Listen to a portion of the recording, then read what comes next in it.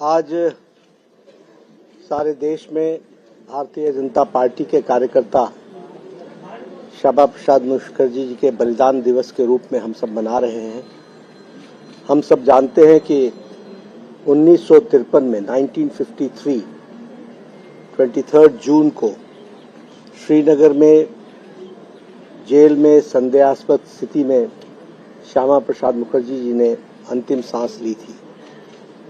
जिस संदेहास्पद स्थिति में उनकी जान गई वो हम सब के लिए अभी तक एक प्रश्नवाचक चिन्ह बन करके रहा है। उनका जीवन एक देशभक्त के रूप में, एक शिक्षाविद के रूप में और एक सामाजिक न्याय दिलाने वाले नेता के रूप में हम सब जानते हैं। अगर मैं शिक्षाविद की बात करूं तो Shyama Prasad Mukherjee was one of the youngest vice chancellor of Calcutta University। सबसे कम उम्र में वाइस चांसलर बनने वाले और बहुआयामी प्रतिभा के मालिक थे। वो शिक्षाविद थे। बाद में उन्होंने देशभक्ति के कारण राजनीति में कदम लिया और आज हम ये कह सकते हैं कि जो वर्तमान पंजाब है और वर्तमान पश्चिम बंगाल है, यह उनकी ही देन है। उन्होंने उस समय जब भारत का विभाजन हो रहा था और उस समय के कांग्रेस के नेताओं ने एक तरीके से समझौते में और मुस्लिम लीग ने सारा पंजाब और सारा बंगाल लेने की ठानी थी, तो उस समय जन आंदोलन करके पंजाब में और बंगाल में लड़ाई लड़ने का और जनता को जागृत करने का काम श्यामा प्रसाद मुखर्जी जी ने किया था। और इस कारण से आज जो हम वर्तमान पंजाब देखते हैं, वर्तमान बंगाल देखते हैं, यह उनकी ही देन है जो ये भारत देश के साथ हम सब लोग अपने अखंड भारत में देखते हैं। श्यामा प्रसाद मुखर्जी जी ने अपना जीवन एक विचारधारा के लिए सारा जीवन लगाया। वो कभी सत्ता पर बैठने के लिए नहीं आए थे। वो अनेकों बार सत्ता पर आए और हमेशा विचार के लिए उन्होंने सत्ता को त्यागा। जब वो बंगाल में थे तो वो मंत्री थे, लेकिन उन्होंने विचार के कारण उस पद को त्यागा। जब वो नेहरू जी की पहली कैबिनेट बनी तो नेहरू जी की पहली कैबिनेट में वो उद्योग मंत्री थे। उन्होंने उस समय जवाहरलाल नेहरू जी के स्यूडो सेकुलरिज्म, सदम धर्मनिरपेक्षता, इसके खिलाफ उस समय आवाज उठाई थी और उन्होंने कहा था कि जिस तरीके से आप मुस्लिम लीग और सांप्रदायिक ताकतों के सामने घुटना टेक रहे हैं, इससे वह अपनी मत भिन्नता रखते हैं। और उन्होंने जम्मू कश्मीर का विषय उठाया कि कोई कारण नहीं है कि आप धारा 370 को लागू करें, और धारा 370 के लिए उस समय नेहरू जी ने इसको आगे बढ़ाया था।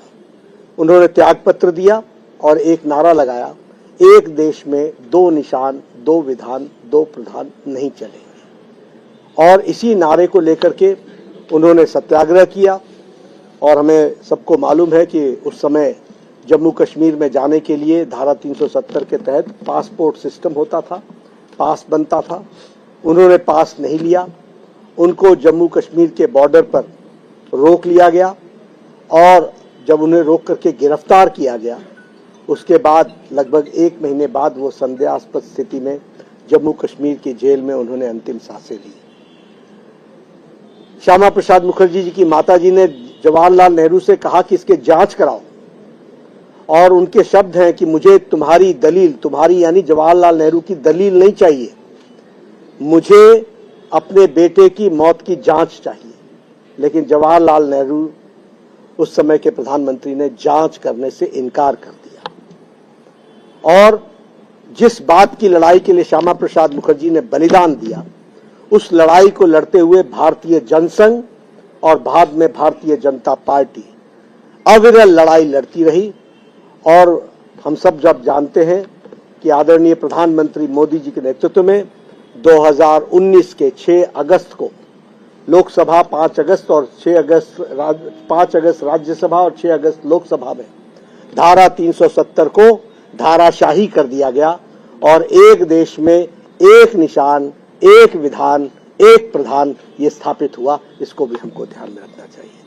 इसलिए श्यामा प्रसाद मुखर्जी के जीवन पर, उनके कहे कदमों पर चलने वाले करोड़ों लोगों ने भारतीय जनसंघ और भारतीय जनता पार्टी की तरफ से इस लड़ाई को आगे बढ़ाया और हम एक निर्णायक मोड़ तक पहुंचे हैं।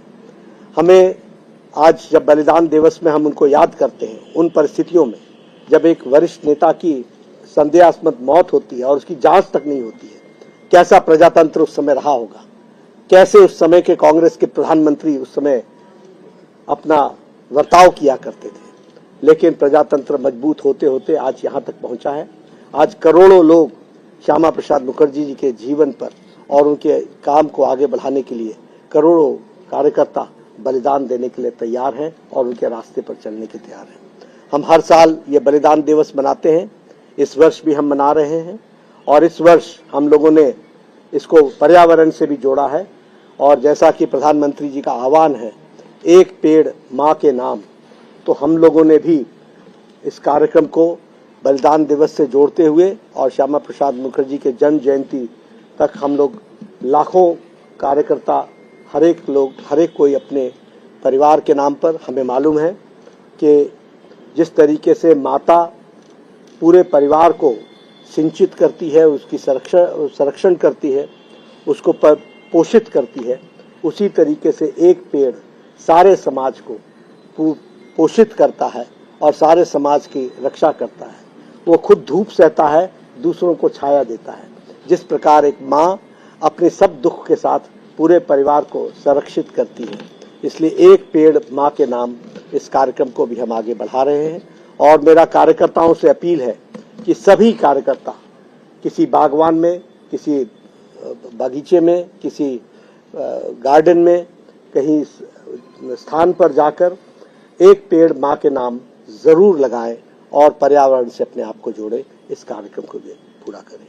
मैं अंत में एक ही बात कहूँगा कि बलिदान दिवस के दिन ईश्वर हम सबको शक्ति दे कि भारत को एक मजबूत राष्ट्र के रूप में, एक शक्तिशाली और सुरक्षित भारत के रूप में प्रधानमंत्री मोदी जी के नेतृत्व में हम आगे बढ़ाएं और सभी लोग कार्यकर्ता पूरी ताकत के साथ एक विकसित भारत की कल्पना को, एक आत्मनिर्भर भारत को आगे बढ़ाएं।